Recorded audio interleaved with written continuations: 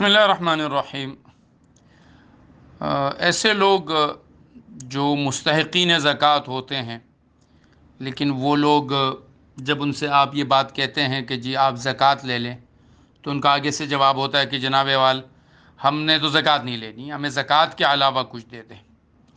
تو پھر جو دینے والا ہوتا ہے اس کے پاس پریشانی یہ ہوتی ہے کہ اس کے پاس عمومی طور پہ پیسے زیادہ تر زکوٰۃ کے ہوتے ہیں، لیکن جو مستحق زکوٰۃ ہوتا ہے وہ زکوٰۃ نہیں، جی ہم زکوٰۃ نہیں لیں گے، ہمیں کچھ اور دیں۔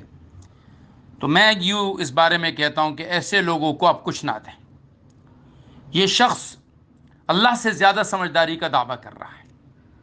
اللہ رب العزت قرآن مجید میں فرماتے ہیں انما الصدقات للفقراء والمساکین، کہ صدقات تو فقراء کے ہیں، مساکین کے لیے ہیں، ان لوگوں کے لیے ہیں جو پریشانی میں ہیں، قرض میں۔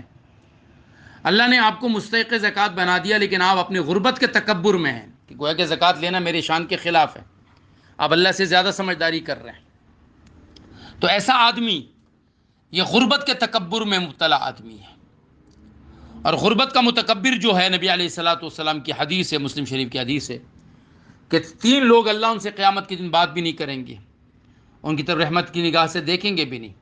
ان میں سے ایک وہ آدمی ہے وعائل مستکبر، وہ غریب آدمی جس میں تکبر ہے۔ یہ بھی ایک تکبر ہے کہ جو مال اللہ نے آپ کے لیے حلال کیا ہوا ہے، آپ اس کو اپنے اوپر حرام قرار دے رہے ہیں۔ وہ مال جو آپ کا حق ہے، آپ لوگوں کو یوں احساس دلانے کی کوشش کرتے ہیں کہ گویا کہ وہ مال وہ آپ کو گندا مال دے رہے ہیں، جبکہ زکوٰۃ کا مال آپ کے لیے بالکل پاکیزہ مال ہے۔ اگر آپ اتنے غیرتی ہوتے تو آپ لوگوں کے پاس جا کے مانگتے نہیں، آپ اپنی ضرورتیں بھی لوگوں کے سامنے ظاہر کرتے ہیں۔ اللہ نے تو ضرورت ظاہر نہ کرنے والوں کی تعریف کی ہے کہ لا یسألون الناس الحافا، وہ لوگوں کے سامنے اپنی ضرورتیں ظاہر نہیں کرتے ہیں۔ تعریفہم بسیماہم، ہاں آپ ان کے اندر آنے والی تبدیلیوں سے ان کو جانیں گے۔ آپ ضرورت بھی ظاہر کر رہے ہیں اور ساتھ میں کہہ رہے ہیں مجھے زکوٰۃ مت دیں۔ ایسے لوگوں کو کچھ نہیں دینا چاہیے۔ ایسے لوگوں کو کہنا چاہیے جاؤ بھائی اللہ سے مانگو، اللہ آپ کو دیں، ہمارے پاس تو یہ ہے، ہم تو یہی دیں گے اور آپ اس کے مستحق ہیں، آپ لے لیجیے۔